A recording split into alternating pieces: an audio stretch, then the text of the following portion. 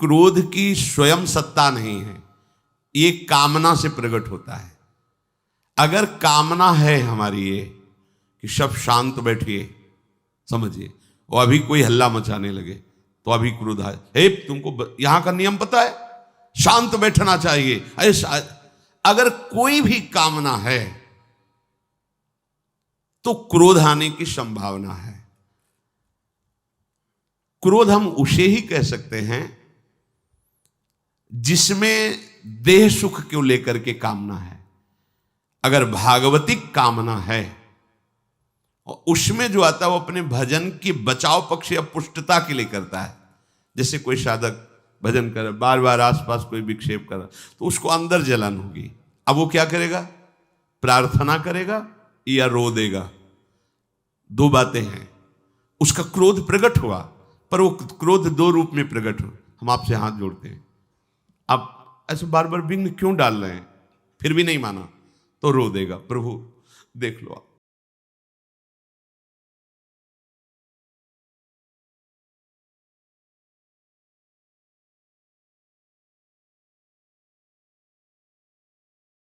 अब आनंदमय होकर के उसी स्थिति से निपट करके भजन में लगा हो, कोई फर्क नहीं पड़ा।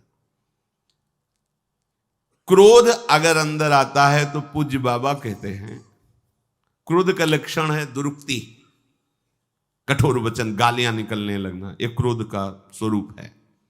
अगर उपासक में 1 महीने भजन करने के बाद एक बार क्रोध आ गया तो 1 महीने का भजन प्रभाव ढक जाएगा। जो तुम्हें बोध होना चाहिए आनंद नहीं होगा। अब साल में 12 बार आ गया तो हुआ क्या, और या दिन में 12 बार आता है दूसरे पर हमें, क्योंकि कामनाओं की बौछार हो रही। जो महात्मा जन हैं उनमें कभी कभी क्रोध देखा जाता है, होता नहीं है, क्रोध देखा जाता है। कैसे देखा जाता है? अगर आज से तुमने ऐसी गलत बात की तो हमें ऐसा ऐसा दंड देंगे, ऐसा, और लगता है बड़े गुस्सा हैं, तो ये वास्तविक क्रोध नहीं है।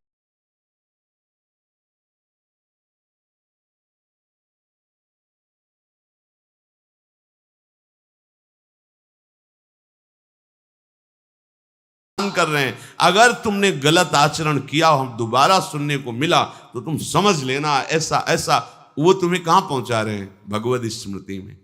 तो क्रोध तो नहीं हुआ, क्योंकि स्मृति विभ्रमा नहीं हुई, और स्मृति विभ्रमा में बुद्धि नाश हो, लेकिन वो तो परम बुद्धि में स्थित है। तो ये क्या हुआ, वो क्रोध का नाटक करके तुम्हारे उस दोष से मुक्त करने के लिए वो ऐसा कर रहे हैं। वो कठोर वचन बोलना, डांटना, कड़े सिद्धांतों में चलाना, तो उसमें तुम्हें लग सकता है कि इस महात्मा में भी क्रोध है।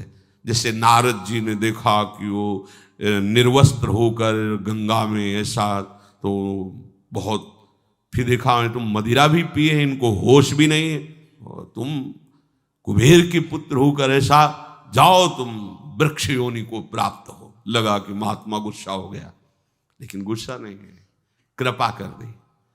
नंदालय के यमलार्जुन बने और भगवान सच्चिदानंद श्री कृष्ण का दर्शन, स्पर्श और संभाषण प्राप्त हुआ। कितनी बड़ी महात्मा की क्रोध उसे ही हम कह सकते हैं जो सुसुख वांछा से हो, हमारी सुख वृत्ति में बाधा पड़ा, और फिर ये तो उसे हम क्रोध कह सकते हैं। प्रायः संतों में जो देखा गया है वो दूसरों को महासुख में पहुंचाने के लिए देखा गया है। उनका क्रोध जो दिखाई दे रहा है वो तुम जहां फंसे हो वहां से मुक्त करने के लिए, वो क्रोध नहीं हुआ, क्योंकि क्रोध का परिणाम होता है स्मृति भ्रंशः, और उसका स्वरूप होता है बुद्धिनाशो, और उसका फल होता है प्रणश्यंति, पूर्ण रूप से नाश हो जाना। लेकिन ऐसा नहीं होता। मुनिन का क्रोधो मुक्तिदातार, कागभूषुंड जी पे क्रोध, जा काग का शरीर प्राप्त कर, बार बार हमारे वचनों को काटता है। परिणाम क्या हुआ? अविरल भक्ति, अखंड स्मृति, वरदानों की झड़ी लगा दी। ये क्या हुआ?